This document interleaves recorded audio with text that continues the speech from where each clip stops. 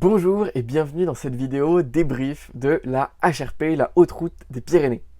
J'ai marché pendant 16 jours dessus, 14 jours de marche effective pour être très précis, pendant le courant de ce mois de juillet 2024.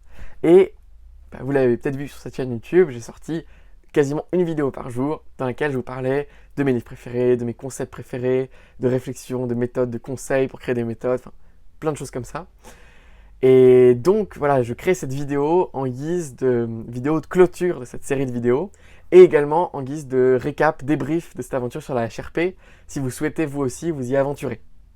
Alors, pour mon aventure spécifique, je suis parti de l'Hospitalet près d'Andorre, donc juste au-dessus d'Andorre, et je suis arrivé aux alentours de Gaverny. Donc cette distance fait 264 km au total, pour 17 000 mètres de dénivelé positif, ce qui fait une moyenne de 19 km par jour et de 1200 mètres de D+, par jour. Voilà. Donc c'était une randonnée qui peut paraître un peu faible comme ça sur le papier, mais qui était en réalité assez solide, car la carte n'est pas le territoire, il ne faut jamais l'oublier, et en réalité, en tout cas dans les sections qu'on a fait de la HRP, il y avait pas mal de terrains relativement accidentés. Il y avait pas mal de pierriers, pas mal de hors-sentiers, et pas mal de sections où on n'avançait pas, quoi. Des fois, on se tapait 1500 mètres de D+, d'affilée, si bien que quand tu fais 20 km dans la journée après ça, t'es content, quoi. Donc voilà, ça peut paraître peu au niveau des stats, mais dans le terrain, c'est conséquent en réalité, et on marchait, nous, entre 9 et 11 heures par jour. Donc voilà, ça reste une randonnée assez conséquente, qui était assez challengeante d'un point de vue physique. En revanche, ce que je peux vous dire sur ce tracé, si vous souhaitez le faire, en tout cas mes impressions. Moi, j'avais rien regardé avant sur le tracé. J'ai rejoint des amis en fait à l'Hospitalet près d'Andorre qui eux sont partis de Banyuls. Donc ils ont fait beaucoup plus de rando, ils ont fait une semaine en plus.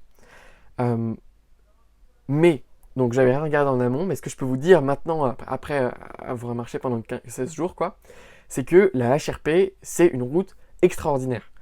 On est passé parfois sur le GR10 ou le GR11. Le GR11 il passe en dessous en Espagne, le GR10 il passe au-dessus en France, la HRP ça passe au milieu, un peu en France, un peu en Espagne. Et l'intérêt de la HRP c'est que ça passe par les crêtes, les sommets, les cols, et ça redescend quasiment jamais dans les villages. Donc tu as un peu moins de D+, mais c'est des chemins qui sont beaucoup plus techniques. Tu as des T3, tu as des sentiers non catégorisés, tellement ils sont hors piste, tellement... Il y a vraiment des moments où on s'est retrouvé dans des passages assez techniques en réalité sur cette HRP. Et donc c'était absolument génial parce que comme on redescendait assez peu dans les villages, on restait tout le temps dans des paysages extraordinaires, sans redescendre là où il y avait le monde, quoi. On croisait peut-être 2 personnes par jour, et en restant dans un univers mais coupé de tout en hauteur à plus de 2000 mètres d'altitude, et c'était extraordinaire. Donc si vous voulez faire une randonnée, tout court, mais dans les Pyrénées, suivez la HRP. C'est une randonnée qui est plus sportive, qui est plus technique, plus engagée que le GR10 ou le GR11, mais vous n'allez absolument pas regretter votre choix. C'est le sentier à privilégier à tout prix, quoi. La trace qu'on a suivie, finalement, à la fin, c'était vraiment la trace qui est marquée sur Koumouth. Voilà, moi, c'est le truc que j'utilisais pour planifier. À la fin, on s'en servait beaucoup. Les autres, ils avaient Gaïa, la cartographie. Finalement, je trouve pas ça très pertinent, Gaïa. Je trouve que Koumouth, ça va très bien. Et donc, si vous regardez sur Koumouth, que vous achetez le forfait payant, vous avez la HRP qui est déjà tracée, ce qui va vous permettre de savoir par où passer et voir les chemins qu'on a empruntés. Mais ouais, c'est une super trace. Et je vais vous mettre des photos là, des paysages qu'on a vus à l'écran. Vous en avez déjà vu beaucoup dans mes vidéos. Mais voilà, c'est absolument phénoménal parce que c'est des paysages grandioses. C'est des paysages qui ne peuvent évoquer qu'une chose, c'est un peu la vacuité mentale et ouais, faire le vide pour simplement absorber et intégrer la puissance et la prestance des choses qui sont devant nous, quoi. Et donc, ouais, c'est... tout le temps, le seul truc que tu te dis, c'est waouh, c'est magnifique, ou ouais, c'est un état d'émerveillement et de gratitude sans aucun pareil que j'ai connu dans ma vie, en tout cas. Donc c'était vraiment merveilleux. Donc voilà, c'est une sacrée aventure, sacrée expérience de communion avec la nature. Ça c'est sûr. Maintenant, peut-être que j'ai envie de vous parler de la partie plutôt itinérance, et itinérance aussi longue, pour si vous n'avez jamais fait, ou si vous avez fait des expériences un peu plus courtes, de 5, 6, ouais, 4 jours, quoi, dans ces eaux-là, ce que font la plupart des gens. C'est quoi la différence de ces expériences-là avec une expérience de 16 jours? Et bah, pour ma part, donc j'avais fait pas mal d'expériences de 5 jours, 4 jours, des choses comme ça, mais j'avais jamais fait d'expérience plus longue. Et je peux vous dire que ça change énormément de choses, en réalité, de faire une expérience plus longue. Et je pense que si on l'avait fait jusqu'au bout, on aurait passé 40 jours à marcher. Waouh, ça aurait été encore un autre niveau. Mais ce que je peux dire, c'est que moi, j'ai vu vraiment un switch dans mon mental au bout de 5 jours. Au bout de 5 jours, disons, enfin les 5 premiers jours, j'étais toujours un peu dans mes soucis de ma vie, quoi. Dans ma vie, ce qui se passait, mon business, et ainsi de suite. Donc ça réfléchissait, je parlais aux autres, à mes amis, etc., de plein de trucs. Et j'étais encore dans ma vie, quoi. C'était comme si c'était une parenthèse, mais j'allais y revenir. Voilà, 5 jours. Au bout de 5 jours, ça a quand même carrément coupé. C'est-à-dire que je pensais plus à ma vie, je savais même plus que j'avais un business, je savais même plus que j'avais une vie, une tiny house, une salle de danse et tout, ça avait vraiment coupé. J'avais plus du tout de réflexion, grossière à propos des problématiques de ma vie. J'étais passé dans un stade où j'étais beaucoup plus dans la contemplation, dans une réflexion parfois un peu abstraite, un peu plus philosophique, quoi, mais très, très peu de réflexion. Cependant, je gardais toujours en tête, voilà, bon, en fait, on est quel jour là? Ok, c'est le 7e jour, il reste encore 9 jours, d'accord, ok, on va faire combien aujourd'hui? Enfin, j'étais un peu dans un truc de quand est-ce que ça finit, qu'est-ce que je vais faire après, et ainsi de suite. Et puis après je pense le 9e jour ou le 10e jour, j'ai encore switché dans un autre stade qui était simplement, je sais même plus quel jour on est, je sais même plus quelle heure il est en réalité, et la seule question que je me pose c'est ah oui, où est-ce qu'on va aujourd'hui, c'est quoi le parcours, quoi. Et c'est tout. Je me posais juste ça comme question. Et voilà, j'attendais. Enfin voilà, je me levais avec les copains, on faisait le petit-déj, on marchait. On partait vers 7-8 heures. On marchait, on arrivait vers 19-20 heures, on posait la tente, on se douchait dans la rivière, dans le lac, et puis voilà, qu'on se réveillait le lendemain, et c'était tout, quoi. Et j'étais simplement dans un état d'admiration et voilà, d'extase devant les paysages qu'on voyait. Et il y avait beaucoup moins de pensées grossières qui traversaient mon esprit. Beaucoup plus par contre de ressenti, de gratitude, beaucoup plus de rêve aussi et de vision. Comme si voilà, tu ne te demandes pas la réflexion, tu te dis pas tiens qu'est-ce que je vais faire après, mais tu vois des choses, tu ressens des choses. J'ai beaucoup ressenti la danse, j'ai beaucoup ressenti des choses comme ça dont je vous reparlerai après. Et donc voilà, tu ressens des choses et ça passe plus vraiment par une réflexion intellectuelle, quoi. Donc c'était une très belle expérience de voir cette progression. Comme si tu plongeais. C'est comme dans la méditation transcendantale, quand on dit, bah voilà, tu plonges, tu regardes tes pensées faire, tu replaces toujours vers ton mantra, quoi. Donc là, c'est vers la marche, ton mantra, quoi, et puis tu descends toujours plus profondément, jusqu'au moment où, dans la méditation transcendantale, tu passes au-delà de l'espace des pensées, et tu es simplement là dans cet espace de vide, de vacuité, de connexion, je dirais. Là, c'est un peu pareil, je dirais, avec la randonnée. Et si tu laisses pas ces 9 premiers jours de méditation en marchant, tu n'arrives pas forcément dans cet espace magnifique que tu découvres après. Donc voilà, en tout cas, je dis ce que ça m'a fait. Je pense que ça a fait pareil à un de mes 2 amis. L'autre, on n'a pas trop parlé. Mais voilà, bon, vous ne vivrez peut-être pas la même chose, mais en tout cas, ça a vraiment un intérêt de partir aussi longtemps, ce qui fait qu'en fait, tu coupes et tu reviens différemment. Dans cette idée de revenir différemment, un des autres trucs que ça m'a vraiment apporté, cette randonnée, c'est une qualité de présence accrue. Je m'explique. Je lisais pendant la randonnée et avant la randonnée le livre de Ken Wilber qui s'appelle Finding an Integral Wellness. Voilà, l'accent.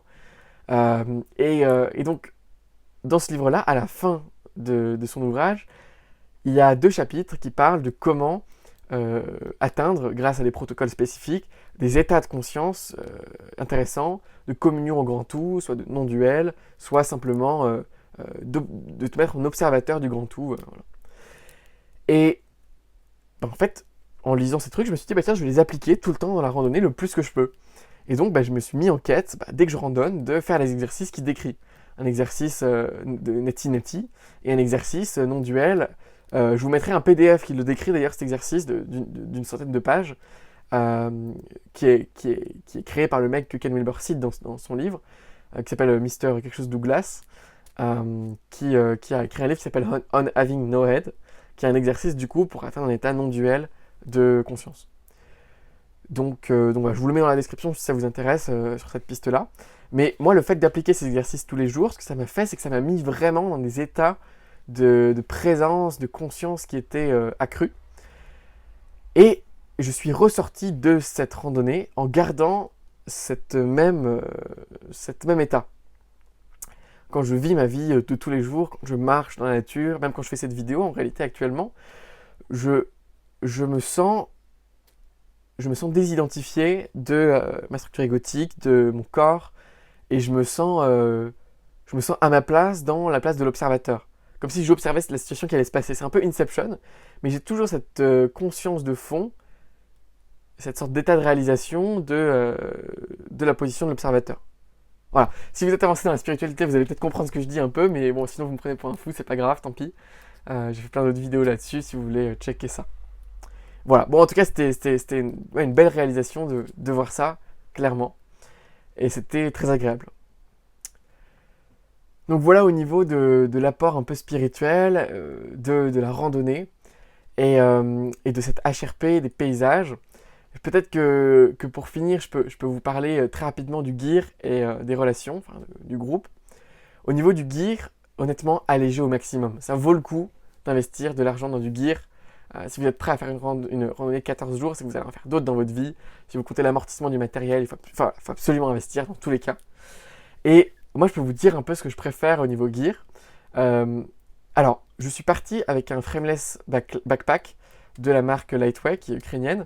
Je peux dire que je ne recommencerai peut-être pas, si c'était à refaire, le fait de partir avec un sac qui est frameless. Parce qu'en testant le sac de mes amis Benoît et Anthony, qui eux avaient des frames, je me suis vraiment rendu compte que ça faisait la différence. Donc peut-être que si j'en achetais un, j'achèterais aujourd'hui le Z-Pack qui a le filet derrière pour faire une sorte de structure dans le sac. Parce que là, moi, j'avais des pointes qui me tapaient dans le dos un peu tout le temps, qui faisaient que c'était pas forcément hyper agréable, même si mon sac était peut-être le plus léger de tout le monde, il pesait, je sais pas, 200 grammes ou un truc comme ça. Ensuite, au niveau du reste du matériel, moi, j'aime vraiment bien les matelas durs. Donc j'avais un Thermarest Z-Lite, et je pense que je vais continuer à utiliser ce matelas pour les prochaines aventures, sauf pour les aventures à vélo où c'est peut-être un peu plus délicat. Au niveau du duvet, j'avais un quilt. Vraiment, prenez un quilt si vous voulez acheter un truc. C'est 10 fois mieux que les duvets. C'est vraiment un truc 3 saisons. Quand tu le mets autour de ton matelas, ça te fait un confort thermique supérieur. Enfin, il n'y a rien à voir, quoi. C'est tellement mieux. Les quilts, c'est le futur, vraiment. Et au niveau voilà, du reste du matos, bon, j'ai pas grand chose à dire, mais le poids dans chaque ustensile compte. Voilà, ce serait le truc que j'aurais envie de dire. Voilà, Benoît, au final, je pense qu'on était à peu près sur le même base weight. Tu vois, si on fait la moyenne, il avait peut-être, je sais pas, 100 grammes de moins, ou ouais, 300 grammes de moins, si on prend juste tente, duvet, sac, matelas. Mais par contre, sur le reste des équipements, moi, j'ai amené d'autres trucs un peu superflus. Et tout le reste que j'ai ramené était plus lourd. Et alors qu'il avait un réchaud et moi, je n'avais pas, il avait quand même un sac qui était bien 2 kilos plus léger. Et 2 kilos plus léger, tu le sens vraiment et ça fait vraiment la différence. Donc, ouais, à ce niveau-là, c'est une grosse source d'apprentissage, quoi. Ça vaut le coup d'investir dans ces équipements principaux et aussi d'alléger le reste parce que ce serait con de tout casser quand t'as pas une exigence dans le fait que ce soit hyper light global en fonction de tous tes objets. Voilà, donc au niveau du matériel, c'est à peu près ça mes conclusions. Et voilà, et après sinon, le truc classique, mais mettez du mérino, ça vaut pas le coup de faire autre chose, vraiment. Voilà, moi j'étais en short et en t-shirt, ça m'allait très bien de mettre de la crème solaire. Les autres avaient un sun hoodie. Je pense que je me sens plus à l'aise en t-shirt, donc à ce niveau-là, je suis content. Et au niveau des chaussures de trail, c'est vraiment très bien quoi, pour faire ce genre d'aventure. Voilà. Voilà pour ce qu'il en est du gear. Et puis pour finir sur les amis. Non, peut-être la nourriture rapidement. La nourriture, j'ai fait du cold stocking parce que j'avais pas de réchaud, j'avais pas envie de me trimballer avec ça. Donc j'ai acheté de la semoule et du thon. Et en fait, mon repas de base le soir, c'était de la semoule, du coup avec de l'eau froide et ça marche très bien. Donc ça fait pas mal de calories quand même. Et puis je mettais une ou deux boîtes de thon pour les protéines et je mettais l'huile avec le thon. Donc ça faisait pas mal de calories quand même. Voilà, et la journée, on snackait en continu, en fait. Donc le midi, on faisait pas vraiment de repas. Ou une ou deux fois, on en a fait avec un sandwich, mais c'était rare. Ouais, on snackait soit des bars, soit un trail mix avec noix de cajou, amandes, M&M's et ainsi de suite. Donc voilà, à ce niveau-là, c'était cool la nourriture. Et puis on s'est quand même fait pas mal plaisir dans des refuges et les petites villes par lesquelles on est passé. Donc ça, c'était sympa. Voilà pour le refuge. Et au niveau des amis, donc moi je suis parti avec deux amis principaux et à un moment on était jusqu'à 6, il y avait d'autres amis avec nous en parallèle. Et c'était une expérience super riche pour mon expérience personnelle. C'était génial de partir avec des amis parce qu'ils m'ont beaucoup inspiré sur des questions un peu déjà de boîte, de management de boîte, de vision de boîte et également de relations principalement. Donc j'ai beaucoup évolué à leur contact et juste c'était génial quoi, d'être ensemble dans les expériences les plus loufoques, les plus magnifiques, de partager ça avec des gens. Voilà, si vous avez deux amis voilà, qui vous entendez très bien, allez-y. Et moi, ce serait un peu un rêve de partir en couple, faire une aventure comme ça. On a croisé beaucoup de couples et putain, c'est magique quoi, de partager ce genre de moments à deux. Donc, euh, donc voilà, à ce niveau-là, voilà, je pense que ça vaut le coup de partir à plusieurs, même si c'est une belle aventure d'aller tout seul. Et, euh, et en couple, ça doit être une aventure sacrément rapprochante, disons. Voilà, au niveau de cette rando, pour le factuel, pour comment je l'ai vécu. Donc, ouais, voilà, assez sportif quand même. Une magnifique aventure amicale. Euh, voilà, des phases dans le processus d'immersion dans la rando. Et des expériences spirituelles assez fortes. Euh, voilà, et maintenant j'ai envie de passer dans une sorte de seconde phase de cette vidéo qui serait quid de l'après, quid de l'inspiration que ça m'a donné et l'élan dans lequel ça m'a mis.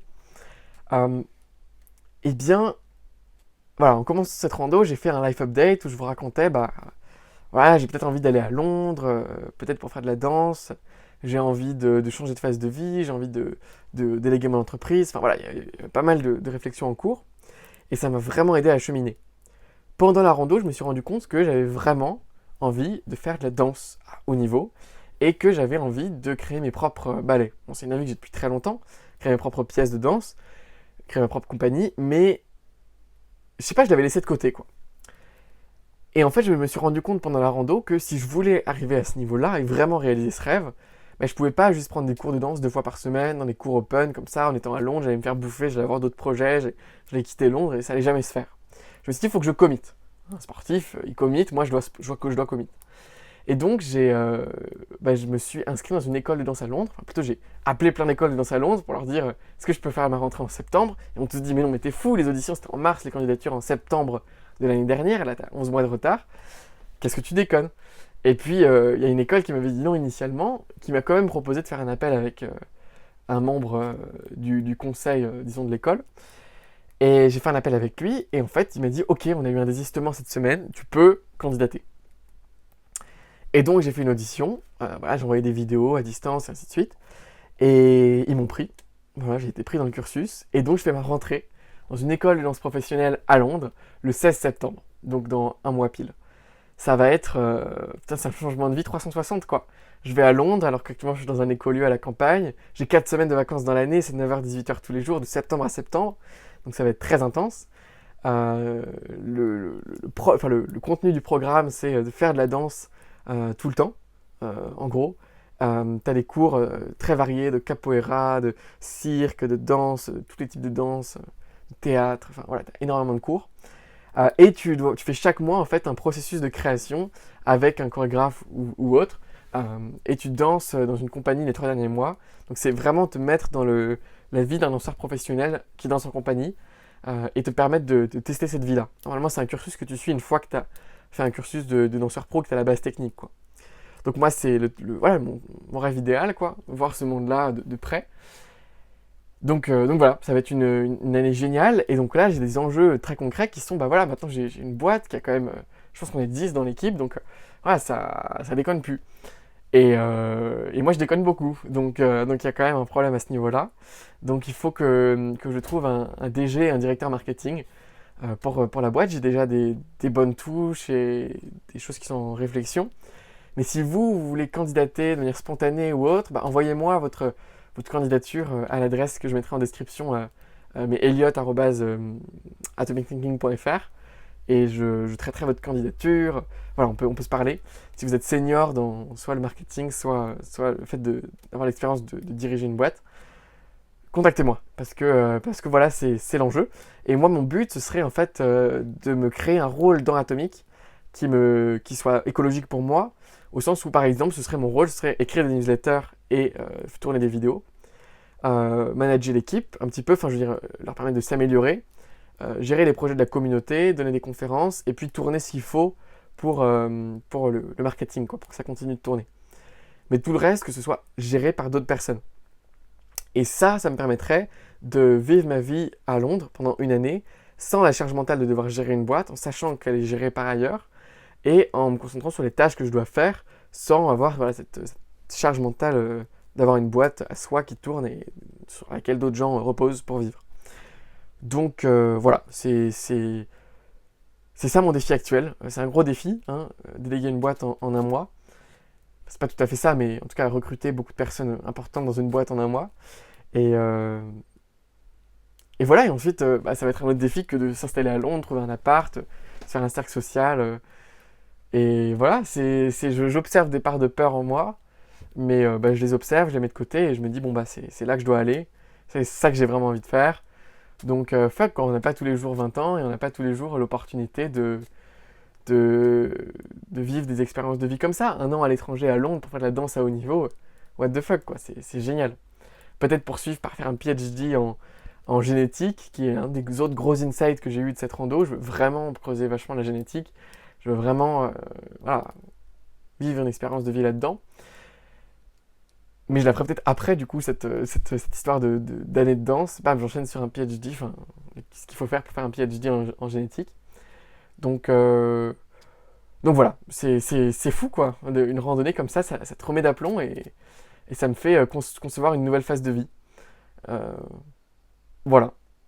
Observer les parts de peur, observer les croyances qui sont limitantes et aller vers ce qui fait le plus vibrer, ce qui sonne le plus juste, ce qui a le plus d'énergie, quoi.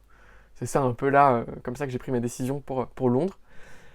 Et ben voilà, je vais tout documenter sur cette chaîne. Et ça m'a aussi donné envie, cette HRP, de refaire des vidéos qui sont un peu plus travaillées. Dans le sens où, ouais, j'ai des amis qui m'ont dit, bah voilà, à l'époque j'apprenais beaucoup de choses en regardant tes vidéos, aujourd'hui moins. Et c'est vrai que dans mes vidéos, je fais des choses un peu plus simples, un peu moins longues, un peu moins conceptuelles aussi, parce que c'était une autre recherche que j'avais dans ma vie. Donc du coup, j'ai vraiment envie de refaire des vidéos sur des livres, des concepts compliqués, parce que je continue à moi en ingurgiter, mais j'en parle pas. Et c'est un truc que j'aimerais retrouver. Donc ça m'a donné envie quand même de refaire du contenu à ce sujet. Et tout de même à documenter ma vie toujours pour inspirer tout le monde, quoi. Voilà. Voilà cette randonnée sur la HRP, ce qu'elle m'a évoqué. Et sinon, j'ai lu toutes vos questions dans les commentaires que vous avez posés sur les vidéos sur cette HRP. J'ai essayé d'y répondre au maximum. Et voilà, je me disais, je ne vais pas faire une FAQ finalement parce qu'il y a 4 questions, quoi. Et que c'est des questions auxquelles je répondrai en faisant des vidéos dédiées. Donc voilà, je ne vais pas faire une FAQ à la suite de cette HRP. Mais au moins, vous aurez eu une petite conclusion globale de cette aventure sur la HRP, comment je l'ai vécue. Et j'espère que ça vous aura donné envie, soit de créer vous-même une aventure, autre part, à vélo, à pied, à Saint-Jacques-de-Compostelle ou autre, ou que ça vous aura carrément donné envie de suivre la trace de cette HRP en voyant les magnifiques photos, les paysages et ainsi de suite. Donc voilà, merci de m'avoir suivi dans cette aventure de HRP, les vidéos que j'ai publiées. C'est vraiment génial d'avoir pu partager ça avec vous. Et ouais, merci de me suivre et à très vite pour de prochaines aventures. Ciao!